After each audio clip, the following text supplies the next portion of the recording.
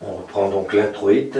Omnia que fecisti nobis domine, in vero iudicio tuo, in vero iudicio fecisti, quia piccavimus tibi, et mandatis tuis non obevimus, sed da gloria nomini tuo, et fac nobiscum secondo multitudinem misericordiae tuae.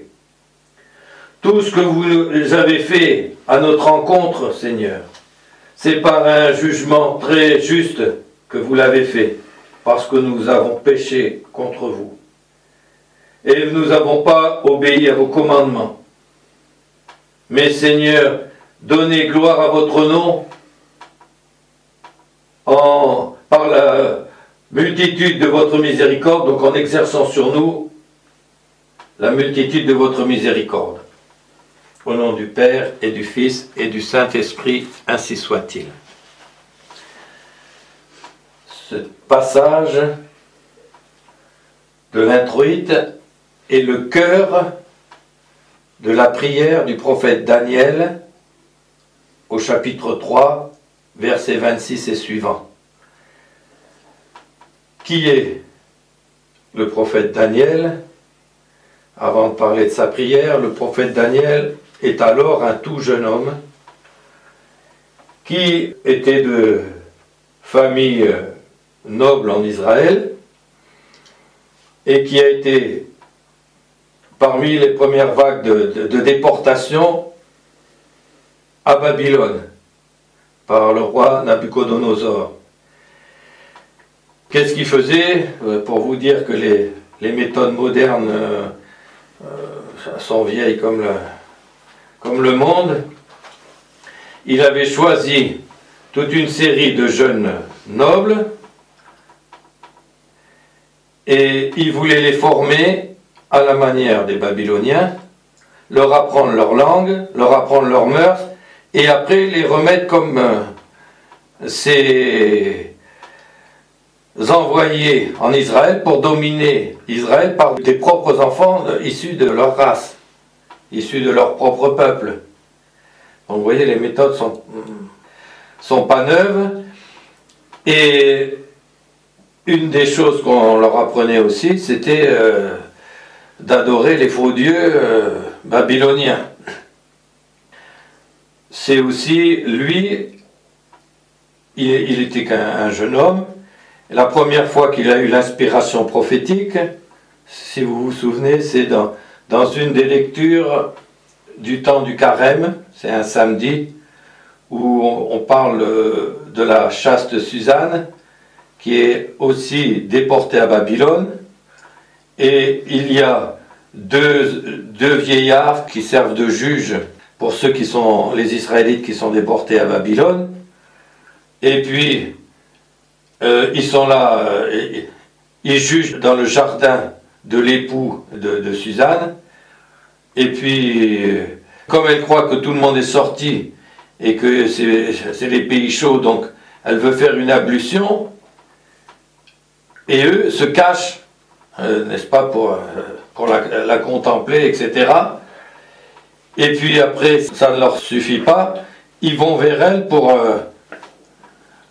la faire consentir, et puis ensuite il lui dit, alors évidemment elle ne veut pas, et alors il lui dit, si tu n'acceptes pas, tu sais qu'on est les deux juges, on va dire qu'il y a un jeune homme qui s'est échappé.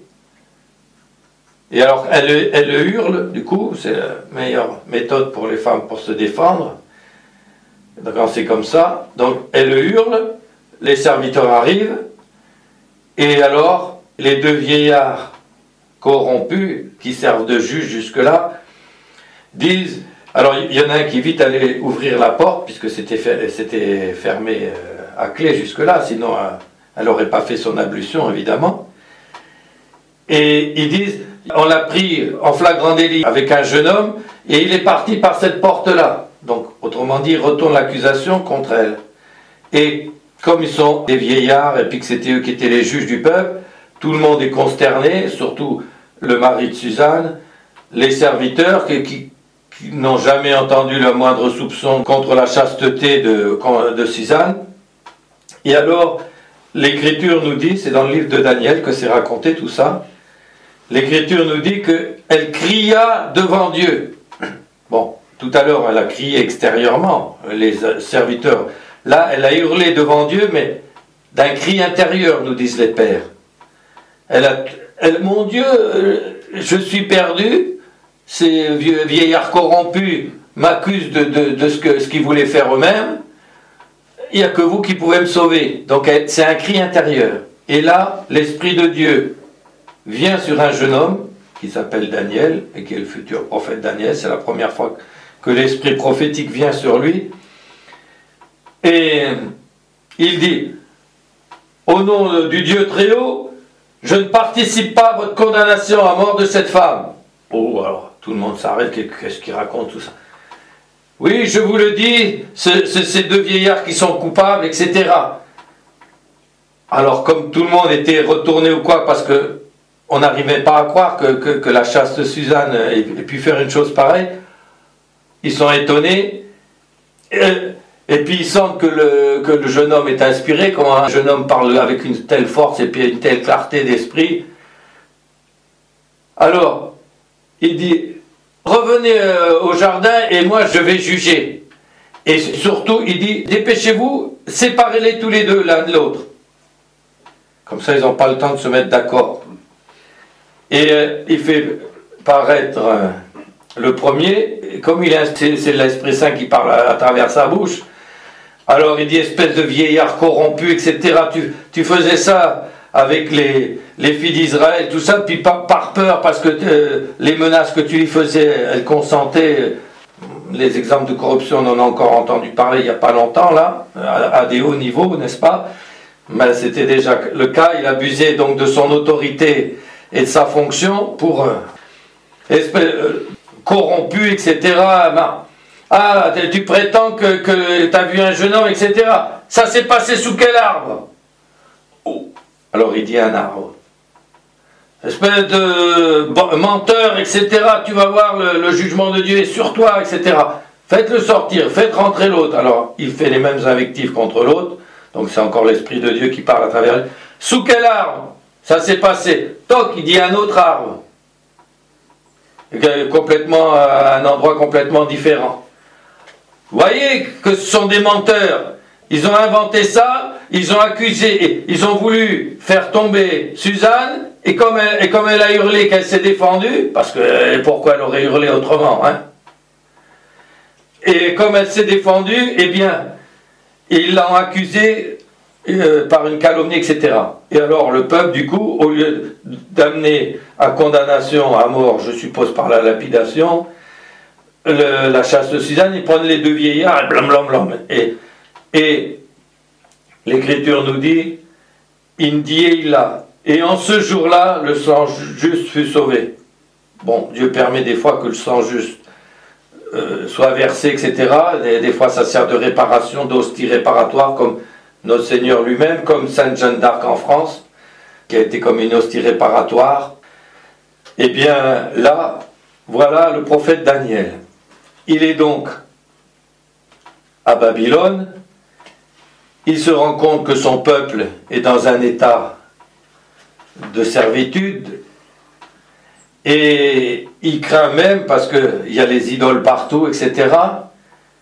Et alors il supplie Dieu, comme on l'a vu, mais ce qu'on a entendu dans l'intro, c'est le milieu de la prière. Donc on va reprendre la prière en la remettant un petit peu dans son contexte, maintenant qu'on sait mieux qui est Daniel.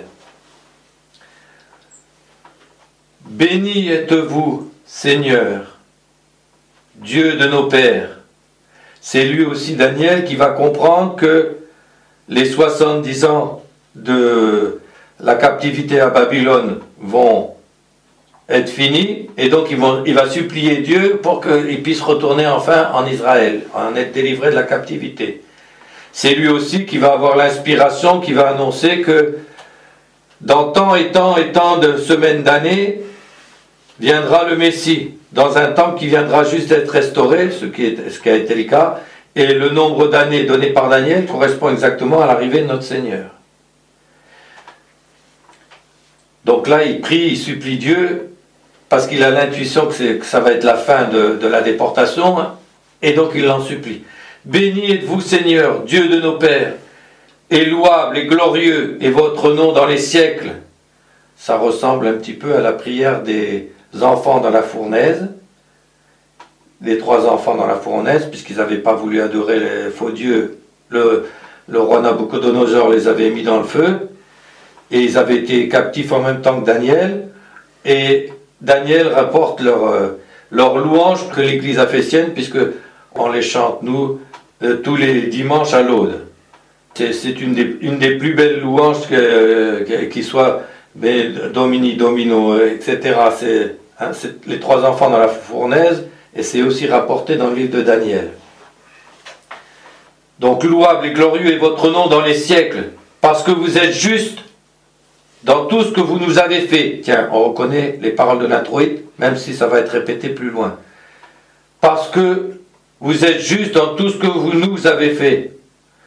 Et toutes vos œuvres sont vraies, et vos voies sont droites, et tous vos jugements sont vrais. Si on cherche à s'excuser, souvent, on commence à accuser Dieu. C'est l'inverse qu'il faut faire, c'est s'accuser soi, c'est ce que fait le prophète. Il reconnaît d'abord que Dieu est infiniment juste ou quoi, et donc s'il m'arrive quelque chose, ça peut être une épreuve, même notre Seigneur est passé par la passion, pourtant il était innocent. Enfin, lui, il a payé pour d'autres. Mais souvent, les épreuves qui nous viennent ou quoi sont des effets de nos péchés antérieurs, etc. Quelquefois, les causes directes. Si vous avez une crise d'estomac, etc., souvent c'est parce que vous avez trop mangé avant. Hein. Car, donc il fait d'abord un acte de foi, de louange envers Dieu, d'acte de foi en la justice divine, il s'accuse lui-même, car vous avez exercé des jugements vrais dans tout ce que vous nous avez amené sur nous, et sur la cité sainte de nos pères, puisqu'il y a déjà eu une destruction partielle de Jérusalem et du temple. Mais là aussi, c'est parce qu'il y avait eu des idoles, un idole qui avait été mis sur le parvis du temple, et on le voit dans le prophète Ézéchiel, les prêtres et les 72 du Sanhédrin, et le grand prêtre. Ça ressemble beaucoup à certaines époques, n'est-ce pas? Le grand prêtre et les 72 du Sanhédrin à l'intérieur du temple. L'esprit prophétique dit à Ézéchiel, regarde par le trou, tu vas voir des choses qui se font.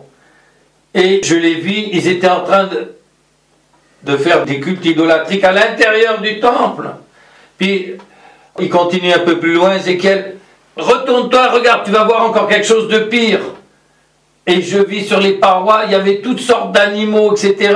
Et ces animaux-là, donc c'est des démons et des fausses divinités, qu'ils adoraient à l'intérieur du temple. Comment voulez-vous que Dieu châtie pas après? Parce que, pourquoi il avait eu cette vision?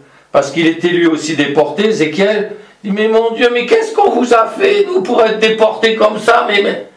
Ah, toi, tu sais pas, c'est vrai. Parce que ça s'est passé de façon occulte dans le temple, etc. Mais regarde ce qui s'est... Alors, il est porté en esprit à Jérusalem et il voit ce qui s'est passé avant la déportation. Ça, c'est Ézéchiel. Car vous avez exercé des jugements vrais dans tout ce que vous avez amené sur nous et sur la cité sainte de nos pères. On comprend mieux pourquoi maintenant. Parce que c'est conformément à la vérité et à la justice que vous avez amené tout cela à cause de nos péchés. Car nous avons péché. Et nous avons commis l'iniquité en nous écartant et retirant de vous. Donc on a brisé l'alliance. L'Ancien Testament, ça veut dire quoi? C'est l'Ancienne Alliance. Donc dans la mesure où on s'écarte de Dieu, on brise l'alliance. Et quand un peuple brise l'alliance avec Dieu, les malheurs arrivent. Et quelquefois les malheurs arrivent vite et aident le peuple à se reprendre et à renouer l'alliance. Et si on rechute et si on ne se reprend pas, alors les châtiments arrivent de plus en plus. Et qu'est-ce qu'on a fait nous? On n'a pas brisé l'alliance quand on a prétendu faire la séparation de l'État avec l'Église. Qu'est-ce que ça veut dire faire la séparation de l'État avec l'Église? Ça veut dire apostasié socialement et politiquement. Vous pouvez croire qu'il y a Dieu et l'honorer chez vous en privé, mais nous en tant qu'État, on rend compte à personne, c'est nous qu'on fait les lois, on paye des gens pour baratiner le peuple, on fait soi-disant voter les gens après. Et quand on veut leur faire voter l'avortement, on les fait voter 1 fois, 2 fois, 3 fois, 10 fois. En Irlande, ils sont à je ne sais pas combien de fois. À chaque fois, le peuple repousse. Quand ça passe au bout d'1 fois ou 2 dans un pays, en France malheureusement ou ailleurs, alors là on ne revient jamais sur les votations du peuple. Mais quand ça ne va pas dans le sens de ceux qui dirigent occultement et qui veulent faire tomber la nation de plus en plus bas, alors là on le refait 10 fois, 20 fois, jusque quand on obtienne la majorité. Et puis en attendant on fait des campagnes d'information, de désinformation, de tout ce qu'on veut pour obtenir ça. Alors déjà là, 1905, séparation, c'est pas la séparation de l'Église et de l'État comme on dit, non, c'est la séparation de l'État d'avec l'Église, ça veut dire c'est l'apostasie sociale et politique. Et alors déjà ça c'est très grave, et elle est aggravée après par quelqu'un qui pourtant est né dans l'Église, a été baptisé, un certain Charles, et qui, avec la 5e Constitution, a fait marquer dans la Constitution, c'est une république laïque, ça veut dire sans Dieu. C'est un catholique qui a fait ça, ben oui. Et ils ont demandé, ils ont eu l'aval des évêques qui se sont tus, qui n'ont rien dit, et qui ont fait voter ça. C'est un peuple catholique qui a voté ça. Ben, il n'était plus beaucoup, hein. Ou alors ils ont été trompés par leur chef, ils ne se sont pas rendus compte de ce qu'on leur faisait faire. Donc on a fait 1 degré de plus. Alors attention, hein, on est laïque. Ça veut dire quoi? Avant ils disaient autrement, mais on est neutre. On est soi-disant neutre. Qu'est-ce que c'est que cette neutralité-là? C'est une manière de nous neutraliser, tout simplement. Qu'est-ce que c'est quand je neutralise quelqu'un? Je l'empêche d'agir. Qu'est-ce qu'a fait la France? C'est vive le Christ qui aime les Francs. Bon, c'est l'alliance de Clovis avec les évêques, avec l'Église, avec la vraie foi. Et c'est ça qui a uni les Gallo-Romains, les Francs, les autres minorités barbares, etc. Ça a fait une unité qui a fait un pays unique. C'était unique dans toute l'Europe. C'est pour ça que c'est la fille aînée de l'Église. C'est ça qui a fait la France. Avant ça, il n'y a pas de France. Après, on veut nous faire croire que la France est née en 1789. Là, d'abord, 1789, c'est purement arbitraire comme date. Mais c'est là que continue la révolte. Parce que malheureusement, dans le gallicanisme, il y a déjà des relents qui préparent ça, en s'écartant de la Sainte Église romaine et de la papauté. Pas en s'écartant ouvertement encore, mais en essayant de la tenir à distance. Attention, il faut le placet royal pour que les encycliques des papes soient publiées en France, etc. Enfin bref. Donc, on réclame déjà de présenter les évêques pour que le pape les nomme, alors que normalement ça regarde l'Église et non pas le pouvoir civil, hein, ce qui est de la nomination des évêques, etc. Donc il y avait déjà des empiètements, ça ne vient pas d'un coup, hein.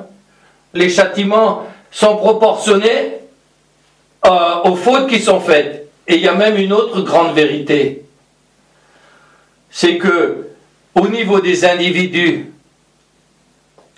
il y a les châtiments de cette vie, mais il y a les châtiments, et les châtiments, pardon, et les récompenses aussi, et les bénédictions de cette vie. Et il y a les récompenses, les bénédictions et les châtiments de l'autre vie. Mais au ciel, déjà dans l'Église, c'est un petit peu comme ça, c'est ce que dit saint Paul, il n'y a plus ni juifs, ni barbares, ni païens. Mais au ciel, c'est encore plus. Au ciel, il n'y a plus de Français, d'Italiens, d'Anglais, etc.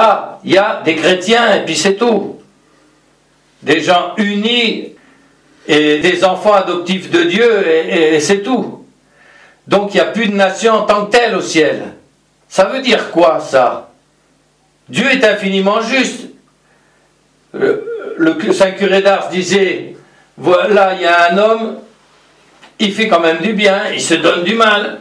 Alors c'est pour gagner de l'argent, c'est pour... mais enfin, il travaille, etc.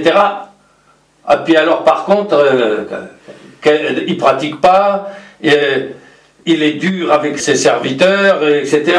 Et on dirait que tout lui réussit. Alors le Saint Curé d'Ars dit, mauvaise marque, oh là là. Si avec la part de bien qu'il fait, mais aussi la part de mal et surtout son infidélité, il a ses bénédictions maintenant, ça veut dire qu'il a ses récompenses maintenant parce qu'il ne les aura pas après. Bon, ça c'est pour les individus, mais pour les peuples, c'est pas comme ça. Pour les peuples, Dieu les récompense, il peut ne les récompenser qu'ici-bas, puisqu'il n'y aura plus de peuple après. Et donc, les bénédictions et les... Pourquoi la France est devenue la première puissance mondiale? C'est quand même étonnant.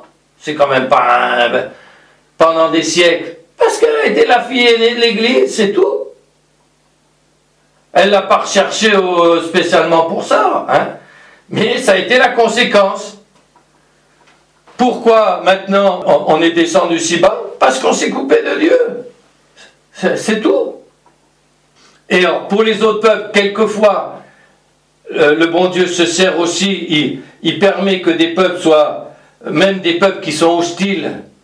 Il le faisait dans l'Ancien Testament, on voit bien avec le roi de Babylone. Vous n'allez pas me dire que Dieu a permis la force de Babylone contre Israël, parce que Babylone, il faisait des biens. Alors il l'a permis pour qu'il serve de fléau de Dieu, c'est ce que disait Attila.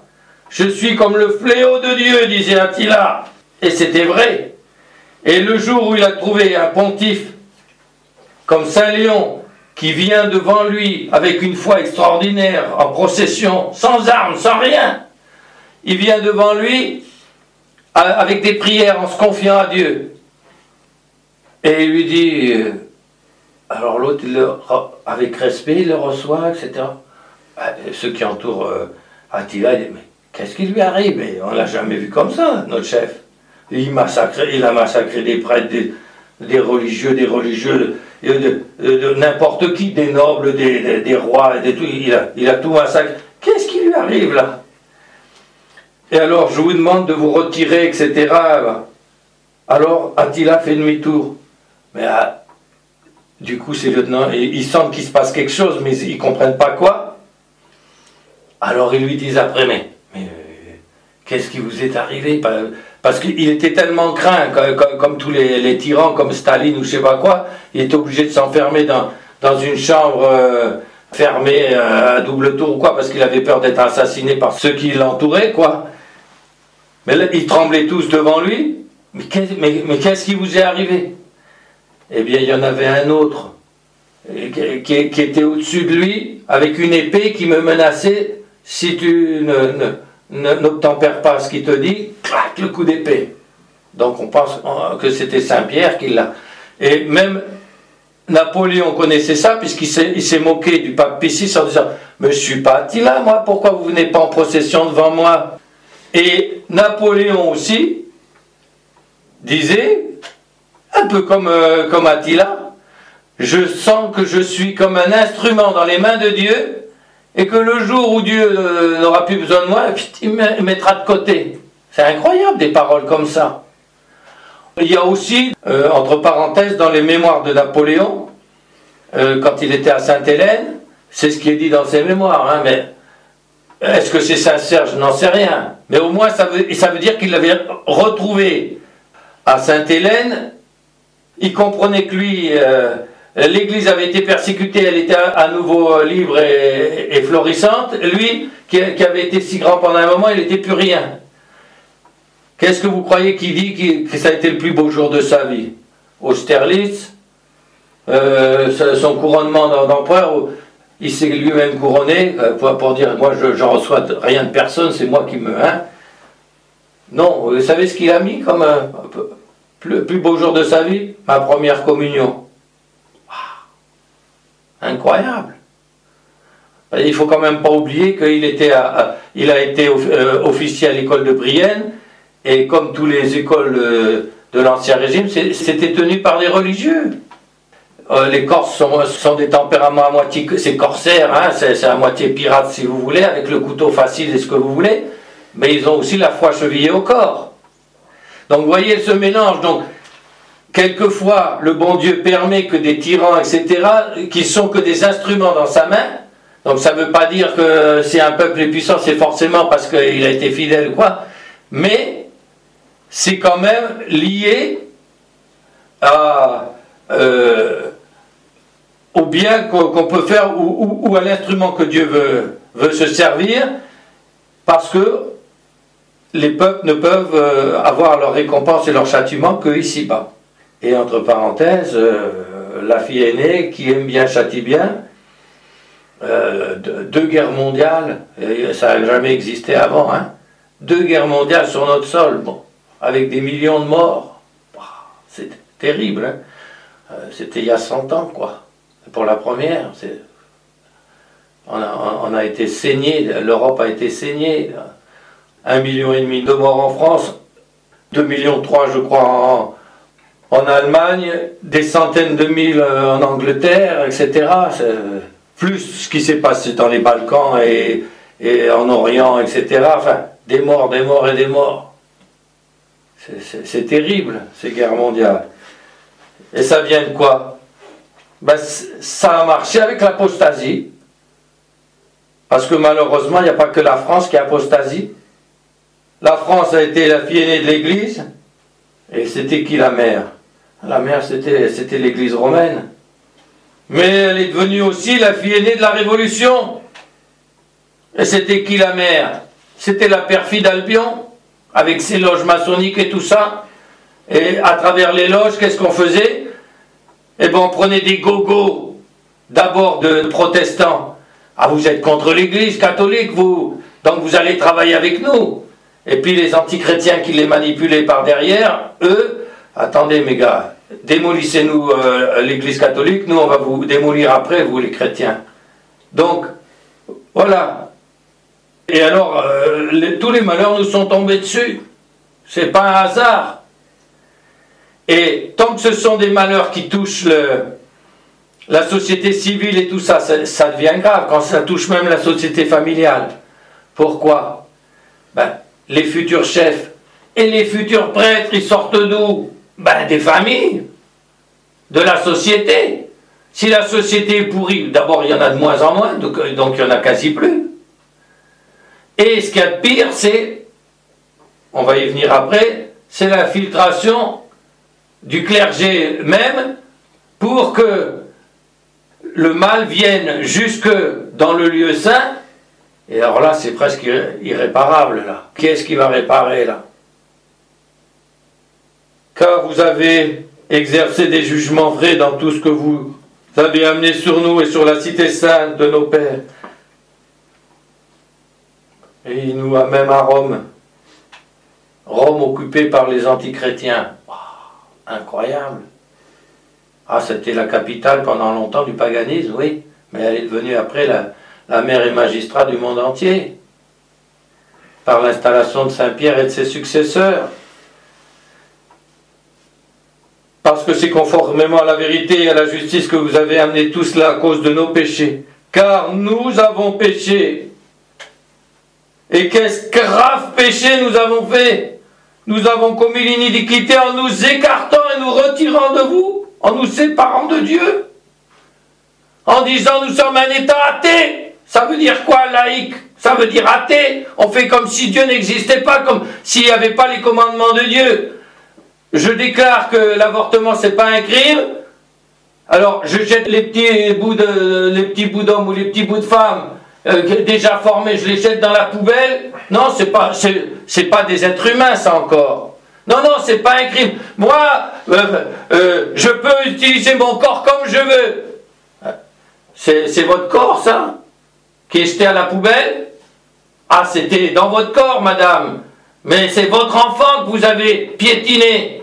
Et qu'est-ce qui est dit dans le psaume 105? que nous lisons aussi chaque semaine le samedi. Ils ont immolé leurs propres enfants, ils ont versé le sang de leurs propres enfants, ils l'ont versé, ils l'ont offert aux idoles. Comment voulez-vous que Dieu châtie pas ça? C'est horrible. Et on lit ça dans les psaumes, et on se dit, ouais, mais nous chrétiens on en fait pareil. On a fait la même chose. Avec des milliers d'enfants massacrés. Après on nous parle de Shoah ou je sais pas quoi. Et c'est soi-disant quelqu'un qui est de ce peuple-là qui a fait passer la loi chez nous pour massacrer des petits. Mais c'est horrible. C'est une mère qui a fait ça. Massacrer des enfants, les propres enfants des propres mères. Alors souvent les pauvres femmes, les pauvres jeunes filles, elles sont poussées par les parents. Tu te rends compte la honte qu'on va avoir. Elles sont poussées par celui avec qui elles ont péché. Ah moi j'en veux pas. Tu te débrouilleras toute seule. Alors elles sont prises dans... Et alors après, souvent elles portent ça toute leur vie. C'est terrible. Quand on en entend certaines... Quand j'ai fait ça, j'étais poussé, je ne m'en rendais pas compte de ce que j'ai fait. C'est une plaie qui me remonte continuellement dans le cœur, etc. Comment une mère ne peut pas réagir autrement? C'est plus une mère autrement. C'est une marâtre, c'est tout ce qu'on veut, c'est plus une mère. C'est horrible ce que nous vivons. Comment voulez-vous que Dieu ne châtie pas ça? Comment un peuple qui était le flambeau dans les mains de la Sainte Église pour éclairer le monde entier, on a envoyé des missionnaires partout. Comment on peut se laisser entraîner à des horreurs pareilles? Et entre parenthèses, contre-exemple, on a cité le jeune homme pris par l'Esprit de Dieu de Daniel. Il y a tout un mouvement pour la vie, etc. maintenant. Des gens qui luttent pour enlever cette horreur, cette abomination de la société. Ça a commencé par qui? Par une jeune fille, et je donne son nom, et je l'honore. Elle s'appelle Joanne Andrew, une américaine, qui a dit non, c'est pas possible, on ne peut pas accepter ça. Une seule qui a fait ça. Après, ses amis, ah oui, tu as raison, il faut qu'on fasse quelque chose là. Maintenant, c'est un mouvement mondial. Une seule qui a dit non, on ne peut pas accepter ça. C'est pas possible, c'est horrible. Et nous, on le met dans les lois. Alors après, on perd la tête. Comment voulez-vous qu'on ne perde pas la tête quand on dit ça, c'est pas un crime? C'est permis, non seulement c'est permis, mais c'est remboursé par la sécurité sociale. La sécurité sociale, c'est fait pour venir à l'aide de ceux qui sont malades, etc. On s'en sert pour massacrer des enfants. Mais c'est horrible, ça aussi. Nous avons péché, nous avons commis l'iniquité, on ne sait plus où on s'arrête.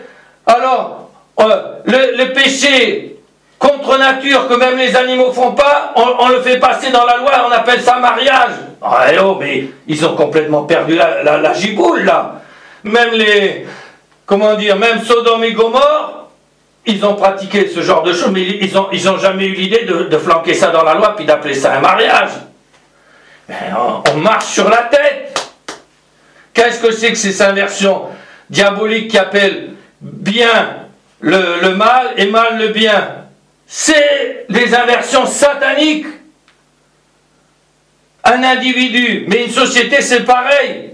Elle ne peut pas ne pas tomber sous le joug du diable, des anges déçus mais qui sont des esprits quand même supérieurs à nous. C'est quand même des esprits angéliques déchus, mais si on n'est pas avec le Christ, on tombe sous la férule de Satan, il n'y a rien à faire. Et pourquoi on dit qu'il est notre Rédempteur? Il nous a rachetés. Ça veut dire qu'on peut se vendre au diable, mais on ne peut pas s'en sortir tout seul. Sans le Rédempteur, on est fichu. Donc si on se coupe du Christ, eh ben on descend. Alors vous vous étonnez après que les fausses religions et les vraies religions avancent, qu'ils aient des mosquées partout, etc. Quoi? Le pays des Francs, celui qui a été appelé à l'aide par les chrétientés d'Orient, qui avaient été envahis par l'islam, ils massacraient les enfants, ils violaient les religieuses, ils prenaient les enfants et les circoncisaient sur les autels de force, etc. Ils tuaient les hommes et les jeunes gens, ils prenaient les enfants et les femmes comme esclaves, etc. Et comme ventre à produire d'autres enfants pour en faire des janissaires et des soldats. Et hop, pour aller envahir un peu plus loin. Et Constantinople. C'est terrible, Constantinople.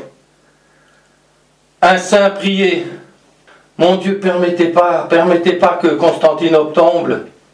C'est le dernier rempart. Après, s'ils ont déjà mis le pied de l'autre côté du pont Euxin, mais ils sont en Europe quasiment.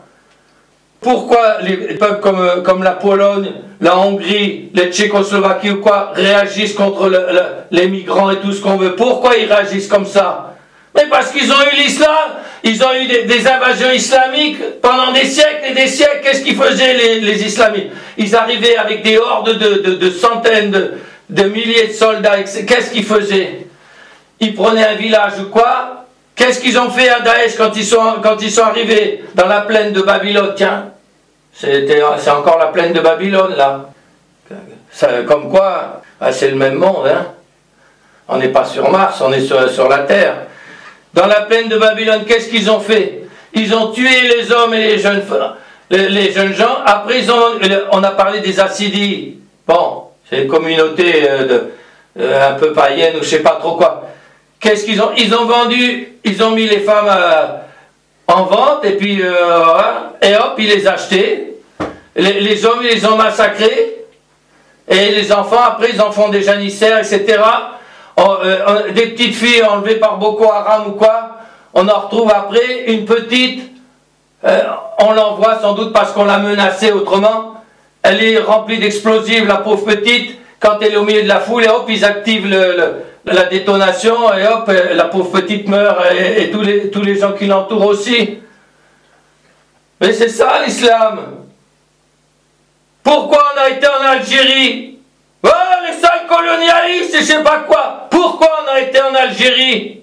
Parce qu'on en avait marre que les pirates d'Alger viennent sur nos propres côtes enlever nos enfants. Attendez voir, mon saint patron. Il allait de Sète à Narbonne, au bord de la côte. Il s'est fait enlever par des pirates. Ils ont essayé de se défendre ou quoi, mais les autres étaient en surnom. Il a été vendu comme esclave à Alger, Saint-Vincent de Paul. Ça, pourquoi il y a des pays, la mort et l'Estorel en France? Parce que le sud de la France a été occupé par l'islam pendant tout un temps. Il a fallu des Charlemagne et tout ça pour les repousser. Pourquoi il y a une bataille à Poitiers? Ça veut dire qu'ils sont venus jusque-là avant. Mais on a perdu le fil là. On ne connaît plus notre histoire. On est complètement fou. Oh, attention, ils risquent de nous mettre le truc. Et alors, espèce de femmelette, vous ne pouvez pas prendre les armes vous aussi. S'il sort comment dire, le couteau, eh ben, vous sortez le revolver ou vous lui sautez dessus. Il en touchera peut-être un et le deuxième, ça sera fini. On entend dire aussi des gars comme ça dans le métro, avec un couteau, ils braquent une fille, devant tout le monde. Il la couche là devant tout le monde dans le métro. Personne bouge. Punaise, c'est des Francs ça. Mais c'est dégoûtant. Voilà la lâcheté. Pourquoi? Ben évidemment quand on ne croit plus au ciel, quand il n'y a plus que l'horizon terrestre. Ah, alors... Pourvu que ça dure, quand même, comme disait Laetitia Bonaparte, n'est-ce pas? Pourvu que ça dure, tant que j'ai mon petit confort, j'ai de quoi manger, j'ai de quoi me chauffer l'hiver, tout ça. Pourvu que ça dure. Alors s'ils me mettent le truc, ben je veux pas me mettre à genoux, hein, devant une croix, ça je veux pas, hein. Bah attention, le jour où ah ben là vous lèverez les fesses en l'air, puis vous mettrez le front en terre. Hein? Vous serez devenus des esclaves. Qu'est-ce que ça veut dire les francs? Ça veut dire les libres. C'est ça votre liberté maçonnique? Bah, c'est de l'esclavage, ça. Et quand on n'est pas librement donné au Christ, on tombe sous l'esclavage du diable. Il n'y a rien à faire. Ou de ses suppôts. Voilà ce qui nous attend.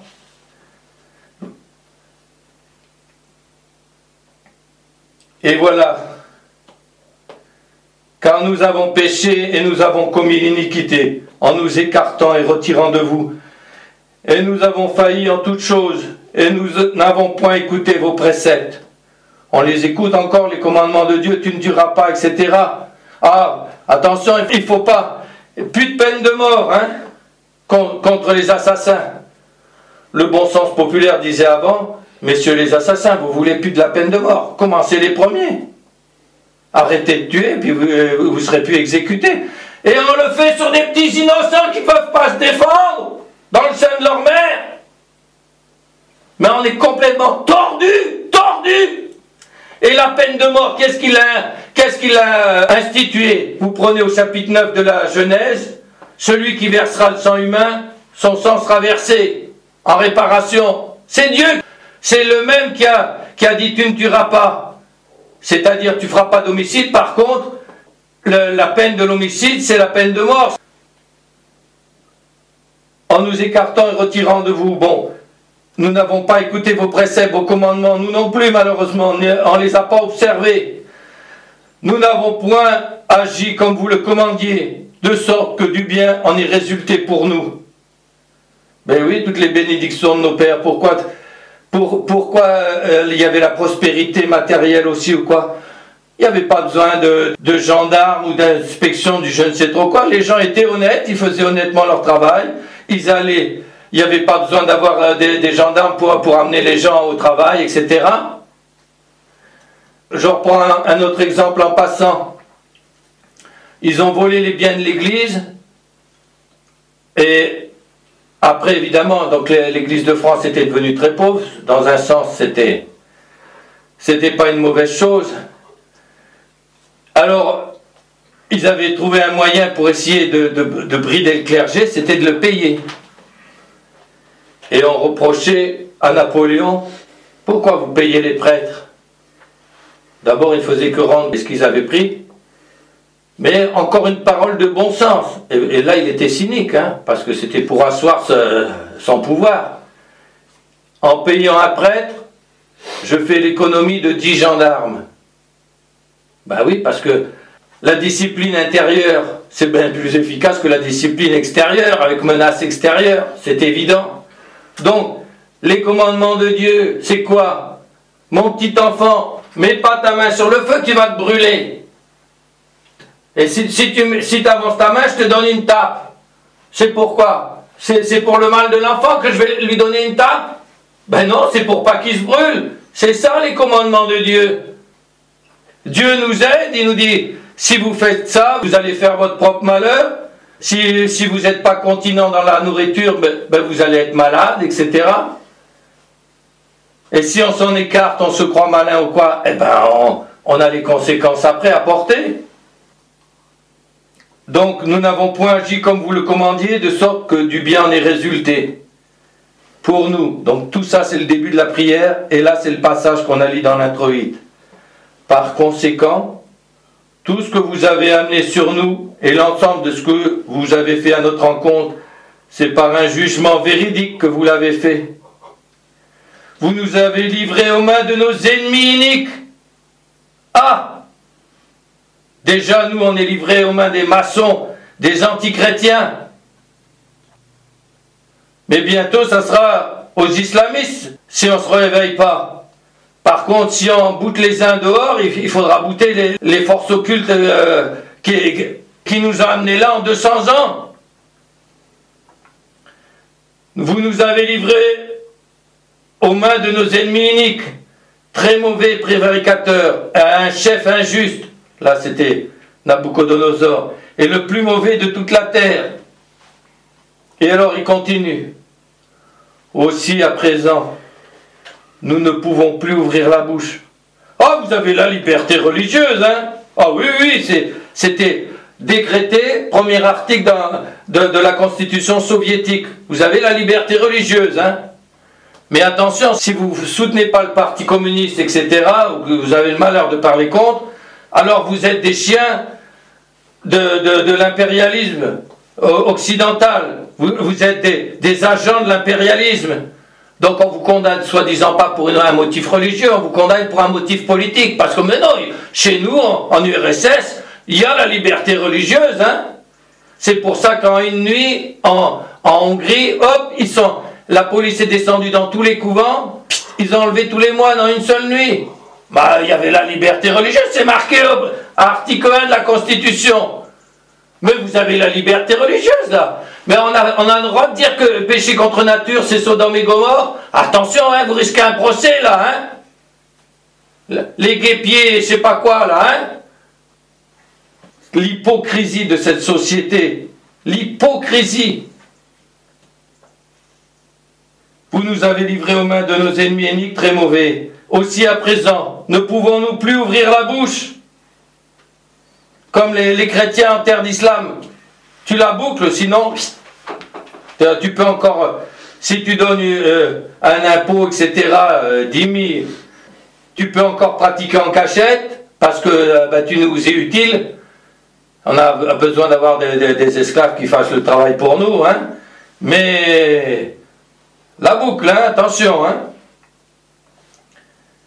Nous ne pouvons plus ouvrir la bouche et nous sommes un objet de confusion et d'opprobre avec vos serviteurs et tous ceux qui vous honorent, de qui on se moque partout, si ce n'est des chrétiens et des catholiques.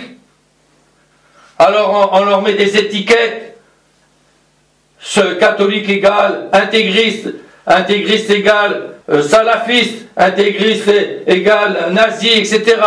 Même si, qu'est-ce qui a lutté contre le nazisme publiquement à ce moment-là? Il y a eu je ne sais combien de religieux et de prêtres en camp de concentration. Quel est le seul chef d'État qui a parlé contre le nazisme quand il était en force? Il s'appelle Pie XI, Mitbreder-Herzog. C'est le seul qui a eu le courage de le faire, pendant que l'autre était au summum de sa force. Et après on nous dit, Pie XII s'est tu. Mais il se moque de qui? C'est le futur Pie XII qui a rédigé l'encyclique. Parce qu'il était non savant en Allemagne, et que donc il savait quel était ce parti et qu'est-ce qu'il soutenait. C'est-à-dire une espèce de néopaganisme, etc. Dans la Tulée, les loges de la SS, etc., il y avait des loges maçonniques là-dedans. Donc on nous fait croire le contraire de ce qui est là encore. On met des étiquettes et puis hop, ça y est.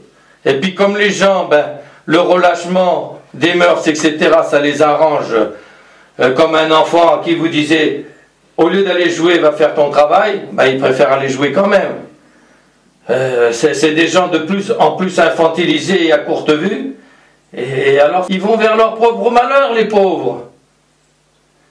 Donc on est couvert d'opprobre. Et attendez, la comparaison, le parallèle, c'est pas fini le parallèle, hein. Alors, il y a d'abord la prière. Daignez, nous vous en prions. Il faut s'en inspirer de cette prière. Daignez, nous vous en prions.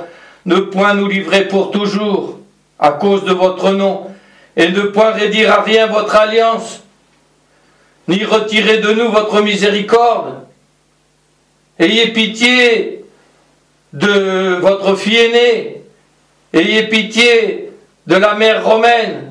Sauvez Rome et la France au nom du Sacré-Cœur. Sauvez Rome et la France au nom du Sacré-Cœur. Voilà ce que chantaient nos pères quand ils envoyaient les oies pontificaux pour défendre le pape. Et le Saint-Curé d'Ars disait les meilleurs défenseurs de la France, c'est ceux qui sont à la défense du pape. Et la suite lui a donné raison, puisque quand on les a renvoyés en France, on a eu quand même la défaite et on a perdu l'Alsace-Lorraine qui était le correspondant au point de vue des kilomètres carrés du territoire qui était perdu par le pape en Italie, qui assurait son indépendance et l'indépendance de l'Église avec. Car Seigneur, continue sa prière, nous avons été diminués plus que toutes les nations. Et nous sommes humiliés de par toute la terre aujourd'hui, en raison de nos péchés. C'est pas fini, mes enfants. Il n'y a plus parmi nous ni roi, ni prince, ni chef, ni prophète, ni sacrifice, ni offrande, ni encens. Ouh! C'est pas vrai, mais ça ressemble comme de gouttes d'eau. On a encore un roi, nous, chez nous. Terminé.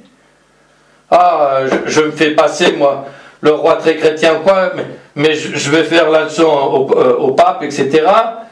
Très bien, mon pauvre, hein. Ça va pas durer longtemps. Surtout si les enfants à Coquine, il paraît qu'il y avait une loge des trois frères royaux. Vous vous rendez compte, loge des trois frères? Ah, ils ne savaient pas ce que c'était, ils ne savaient pas qu'ils mettaient le doigt à l'endroit où on allait leur couper la tête, mais plus de rois, plus de princes, plus de chefs, plus de prophètes. Qu'est-ce que c'est qu'un prophète? C'est quelqu'un qui parle avec autorité au nom de Dieu. Quels sont les prophètes du Nouveau Testament? Pourquoi il n'y a plus de prophètes dans le Nouveau Testament? Parce que ceux qui parlent au nom de Dieu, ce sont les apôtres et leurs successeurs. Ce sont le pape et les évêques et ceux qui sont missionnés par eux. Nous n'avons plus ni roi, ni prophète, ni sacrifice. Ils ont cassé le saint sacrifice de la messe, ils en ont fait un repas, une scène protestante. Ils ont changé la substance. Et ils savaient ce qu'ils faisaient. Puis c'était fait exprès. Le principal ennemi, Jean-Baptiste Montigny, savait très bien ce qu'il faisait. Et normalement, c'est avec ça, il n'y a plus tout ça, afin que nous puissions obtenir votre miséricorde. Alors, inspirons-nous de ça, puisqu'on est dans cette situation. Prenons à notre compte cette prière. Daignez cependant agréer l'offrande de notre âme contrite. Contrite, la contrition, ça veut dire quoi? On est comme réduit en poudre par la douleur du péché qu'on a commis. Et de notre esprit humilié. Si on n'a pas le sens de l'humiliation avec ce qu'on vit, c'est que on n'aime pas ni l'Église ni la France. Et permettre que notre sacrifice, car pas de sacrifice, quel sacrifice, vienne aujourd'hui en votre présence, en sorte de vous plaire, en raison du fait que ceux qui se confient en vous ne sauraient être confondus. Attention, on n'a pas de roi temporel, on n'a pas de prophète humain, mais on a Dieu, on a le roi des rois qu'on va fêter dimanche prochain. Celui qui parle au nom de Dieu, mais c'est le Christ. Les autres sont que ses représentants. Et lui, il est toujours là. Et personne ne peut nous l'enlever. Aujourd'hui, en votre présence, en sorte de vous plaire, en raison du fait que ceux qui se confient à vous ne sauraient être confondus. Aussi, vous suivons-nous à présent de tout notre cœur. Nous vous craignons et cherchons votre face. Et Dieu nous a... Faciem tuam domine requiram, dit le psaume, je recherche votre face. Et Sainte Thérèse, c'était Sainte Thérèse de l'Enfant Jésus et de la Sainte Face. Et on avait la dévotion à la Sainte Face avec le Saint Homme de Tours. Et qu'est-ce que ça préparait? On a le Saint-Suaire, on a la photo de notre Seigneur, on a la photo de notre Seigneur. C'est quand même une belle consolation. Sainte Thérèse, qu'est-ce qu'elle aurait aimé avoir cette photo? Vous vous rendez compte, c'est le visage de notre Seigneur sur le suaire. C'était un négatif quand on a pris la photo. Oh, ça a fait un positif, on a la photo. Ah, c'est notre Seigneur dans le tombeau, mort, donc on ne voit pas son regard, etc. Mais on a la photo de notre Seigneur. C'est incroyable, c'est extraordinaire. Quelle consolation! Et bien sûr, c'est rien en pensant qu'il est vivant. Il est au ciel, il nous écoute là en ce moment, il est parmi nous. Là où vous serez 2 ou 3 réunis en mon nom, je serai parmi vous. Aussi, vous suivons-nous, à présent de tout notre cœur, nous vous craignons et cherchons votre face. Daignez ne point nous renvoyer confus, mais exercez sur nous votre mansuétude, votre douceur donc, et la grandeur de votre miséricorde. Et daignez nous délivrer par vos merveilles, et donnez gloire à votre nom, Seigneur, de sorte que soient confondus tous ceux qui font souffrir vos serviteurs, qu'ils soient confondus par votre toute-puissance, et que leur force soit réduite en poudre, afin qu'ils sachent que vous seul êtes le Seigneur, Dieu est glorieux dans tout l'univers. Voilà la magnifique prière donc, du prophète Daniel dans la souffrance de la captivité de Babylone. Malheureusement, j'ai encore été très long. Je vais dire juste un mot qui va être un complément sur l'évangile. Le chef juif qui demande à notre Seigneur de venir dans sa maison parce que son fils est en train de mourir. Donc il a foi que notre Seigneur va pouvoir le guérir. Mais dépêchez-vous avant qu'il soit mort. Donc ça veut dire qu'il ne croit pas que s'il est mort, notre Seigneur puisse le ressusciter. On ne peut pas lui en vouloir. Hein. Et est-ce qu'on aurait une foi comme ça avec un enfant de chez nous? Pas sûr. Hein. Même avec tout ce qu'on a vu nous depuis 20 siècles. Et puis Saint Grégoire dit, pourquoi notre Seigneur dit après, alors si vous ne voyez pas des signes et des prodiges, vous ne croyez pas? Mais alors le Saint Pape, il nous dit, mais enfin, s'il ne croyait pas, il n'aurait pas demandé à notre Seigneur de venir. Donc il croit bien qu'il va pouvoir guérir son fils.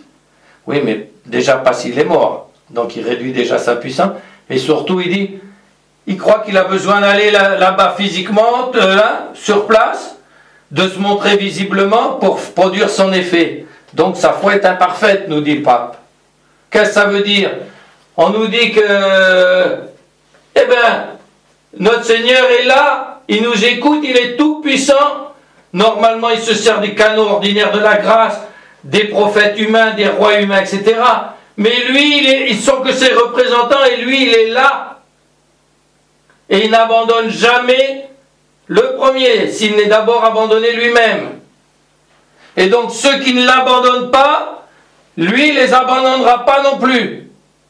Et ceux qui l'ont abandonné, s'ils tombent à genoux, oh, mon Dieu, maintenant je me rends compte de ma folie. Et si le peuple de France entier, si la chrétienté entière tombait à genoux maintenant, en disant nous avons fait des folies, ça serait encore possible de se reprendre. Mais alors le pire, c'est que quels sont les prêtres et les évêques qui seraient là pour nous absoudre maintenant? Quand la pourriture est arrivée dans le clergé jusqu'au plus haut, comment voulez-vous qu'on s'en sorte? Il faut vraiment des miracles incroyables. Et c'est pas pour rien que l'Écriture annonce qu'il y aura 2 témoins, que les 2 témoins, Enoch et Élie, vont être... Pourquoi Dieu va envoyer deux prophètes à la fin, quand l'abomination est dans le lieu saint? Mais ça veut dire qu'il n'y aura plus personne pour parler avec autorité au nom de Dieu. Sinon, si on a le pape, pourquoi... Et si on a les évêques, pourquoi on a besoin d'Enoch et d'Élie? C'est annoncé dans les Écritures, tout ça. On a la foi ou on l'a pas. Et alors, notre Seigneur le récompense de sa foi, et il dit, va, ton fils vit. Alors, il a déjà augmenté dans sa foi, il a confiance dans ce que notre Seigneur vient de lui dire. Ah, je ne savais pas qu'il pouvait faire à distance comme ça et quoi, mais bon, s'il me le dit. Alors il y va, il n'est encore pas vraiment sûr. Mais il y va quand même. Les serviteurs, ça y est, il est guéri. Le danger noir est passé. Et on voit bien qu'il n'est pas encore bien sûr. C'est arrivé à quelle heure? C'est à la 7e heure. 7e heure, dans l'heure romaine, la 6e c'est midi. Hein? Donc 7e heure, ça faisait 1 heure de l'après-midi pour nous. Donc début d'après-midi. Donc normalement, c'est pas au moment de la plus haute chaleur que le malade se sent mieux, généralement. Hein? Mais Dieu, la puissance de Dieu, c'est la puissance de Dieu. Et alors, mais c'est justement à cette heure-là qu'il a dit, va, ton fils vit.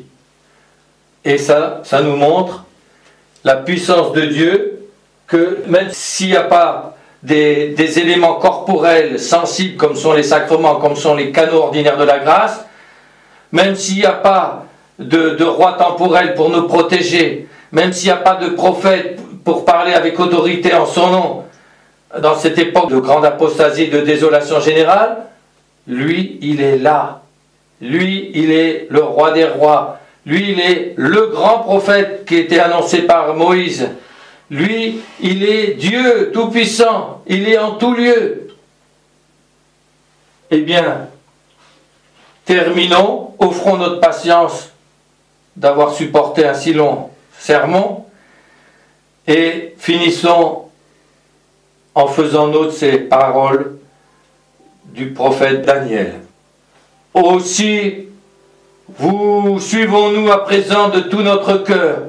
Nous vous craignons et cherchons votre face. Daignez ne point nous renvoyer confus, c'est-à-dire honteux, c'est-à-dire déçus, mais exercez sur nous votre mansuétude. Ne nous rejetez pas, un père, ça ne rejette pas ses enfants quand il demande pardon.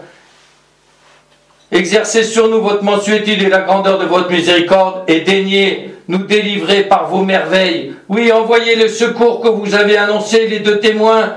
Venez à notre secours par des interventions miraculeuses, et donnez gloire à votre nom, Seigneur, de sorte que soient confondus tous ceux qui font souffrir vos serviteurs, qu'ils soient confondus par votre toute-puissance, et que leur force soit réduite en poudre, afin qu'ils sachent que vous seul êtes le Seigneur Dieu et glorieux dans tout l'univers, le roi des rois et le Seigneur des seigneurs. Au nom du Père, et du Fils, et du Saint-Esprit, ainsi soit-il.